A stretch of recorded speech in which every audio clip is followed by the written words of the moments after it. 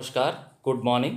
दोस्तों, हम अपनी फ्रीडम स्ट्रगल की सीरीज इस वीडियो के माध्यम से और आगे बढ़ाएंगे और थोड़े थोड़े प्रश्न करते जाएंगे, क्योंकि आपको पता है बूंद बूंद से सागर भरता है और ऐसे ही धीरे धीरे हम अपनी तैयारी को मजबूत बनाएंगे। तो चलिए, आज बिना विलंब किए हम अपने पहले प्रश्न पे चलते हैं। तो आज का जो हमारा पहला प्रश्न है ये बहुत इम्पॉर्टेंट है। ये लगातार परीक्षाओं में पूछा जाता रहता है। भारतीय राष्ट्रीय कांग्रेस के प्रथम अध्यक्ष कौन थे? तो देखिए दोस्तों, इसमें ऑप्शन है A O Hume, W.C. Banerjee, Womesh Chandra Banerjee और डॉक्टर राजेंद्र प्रसाद। उत्तर अपना प्रेषित करिए, जल्दी जल्दी पोस्ट करिए। तो इसके जो पहले अध्यक्ष थे उनका नाम था व्योमेश चंद्र बनर्जी। ये बिल्कुल करेक्ट है। इनका पूरा नाम है, इनका जो शॉर्ट फॉर्म में आपको मिलता है W.C. बनर्जी, जिन्हें व्योमेश चंद्र बनर्जी कहा जाता है। कांग्रेस की जो स्थापना हुई थी वो 1885 में हुई थी। 1885 में 28 दिसंबर को बम्बई के गोकुलदास तेजपाल संस्कृत विद्यालय में जो है कांग्रेस का पहला अधिवेशन आयोजित किया गया था और यहीं कांग्रेस की स्थापना हुई थी। और व्योमेश चंद्र बनर्जी जो है इसके पहले अध्यक्ष थे, जबकि इसके जो संस्थापक थे, जो महासचिव भी बने आगे जाके, वो थे ए ओ ह्यूम। तो चलिए अपने नेक्स्ट क्वेश्चन पे चलते हैं। हमारा जो अगला प्रश्न है, तो अगला प्रश्न है बिठूर किस स्वतंत्रता संग्राम सेनानी के लिए प्रसिद्ध है?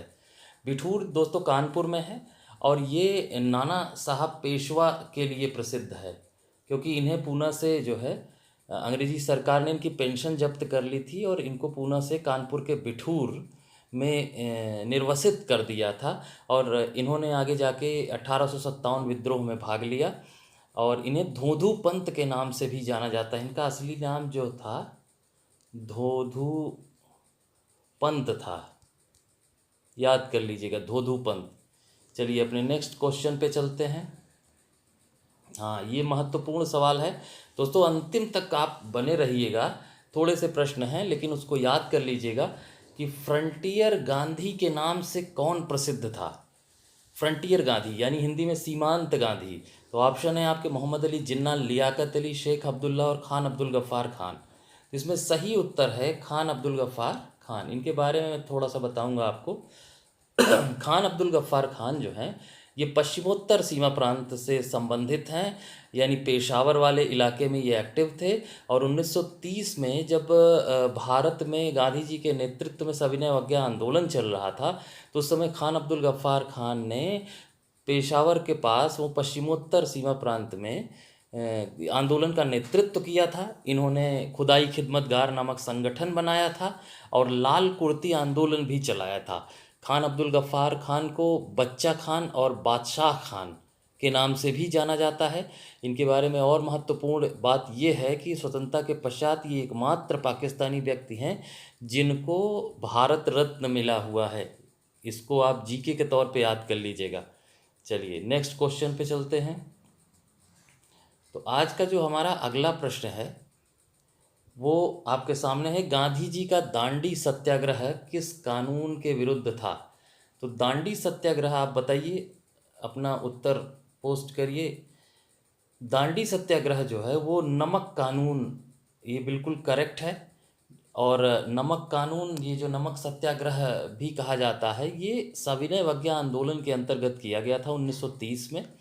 और इसमें जो दांडी मार्च हुआ, तो गांधी जी ने 12 मार्च को अपने कुछ सहयोगियों के साथ साबरमती आश्रम से ये यात्रा शुरू की और 6 अप्रैल को गुजरात के नवसारी ज़िले में दांडी नामक स्थान पर पहुंचकर नमक कानून का उल्लंघन किया था और इसी को दांडी मार्च कहा जाता है और ये नमक कानून से संबंधित था। चलिए नेक्स्ट क्वेश्चन पे चलते हैं। देखिए बहुत महत्वपूर्ण प्रश्न है, भारत छोड़ो आंदोलन किस दिन प्रारंभ हुआ था? तो भारत छोड़ो आंदोलन को अगस्त क्रांति भी कहा जाता है। इसको क्या कहा जाता है? अगस्त क्रांति, अगस्त क्रांति भी कहा जाता है। और ये 9 अगस्त 1942 को शुरू हुआ था भारत छोड़ो आंदोलन। तो डी ऑप्शन बिल्कुल करेक्ट है, चौथा ऑप्शन बिल्कुल करेक्ट है। भारत छोड़ो आंदोलन के दौरान 7 अगस्त को बम्बई के ग्वालियर टैंक मैदान में कांग्रेस का अधिवेशन आयोजित किया गया, जिसकी अध्यक्षता मौलाना अबुल कलाम आज़ाद ने की। और 8 अगस्त को भारत छोड़ो प्रस्ताव जो है प्रस्तुत किया गया और पास कर दिया गया। और 9 अगस्त 1942 को ये आंदोलन प्रारंभ हुआ था।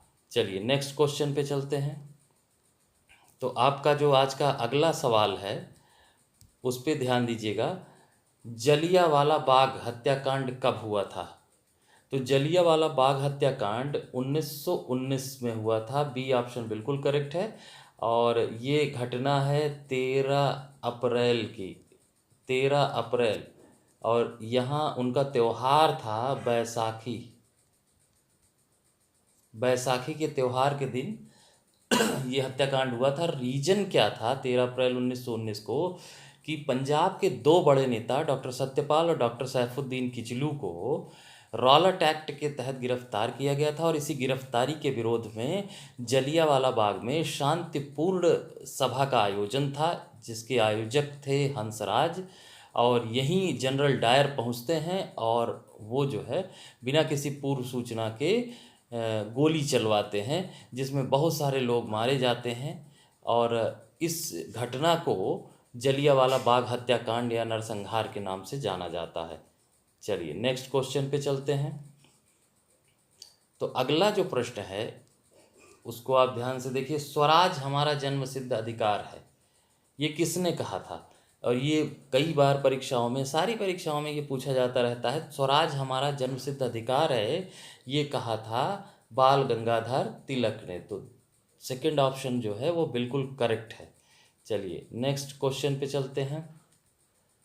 अगला जो सवाल है वो है रामकृष्ण मिशन किसने स्थापित किया था? रामकृष्ण मिशन किसने स्थापित किया था? ऑप्शन है स्वामी विवेकानंद, स्वामी दयानंद, स्वामी रामकृष्ण परमहंस या राजा राममोहन राय। तो रामकृष्ण मिशन की स्थापना स्वामी विवेकानंद के द्वारा की गई थी। कब की गई थी? 1897 में की गई थी, कलकत्ता में। स्वामी विवेकानंद के जो गुरु थे उनका नाम था स्वामी रामकृष्ण परमहंस। ये गुरु हैं स्वामी रामकृष्ण परमहंस, जो दक्षिणेश्वर काली मंदिर के पुजारी थे। और विवेकानंद ने इन्हीं की मृत्यु के पश्चात जो है, जब विवेकानंद 93 में शिकागो धर्म सम्मेलन में भाग लेते हैं, वहाँ से लौटने के पश्चात विवेकानंद जी ने जो है रामकृष्ण मिशन की स्थापना की थी। ये संस्था मानव सेवा से संबंधित थी, जो आज भी संचालित होती है। चलिए नेक्स्ट क्वेश्चन पे चलते हैं।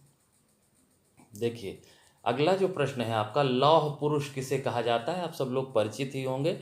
सरदार वल्लभ भाई पटेल को लौह पुरुष के नाम से जाना जाता है। तो इन्हें 2 उपाधियां हैं, एक सरदार की, एक लौह पुरुष की। ये दोनों क्यों कहा जाता है मैं आपको बताता हूँ।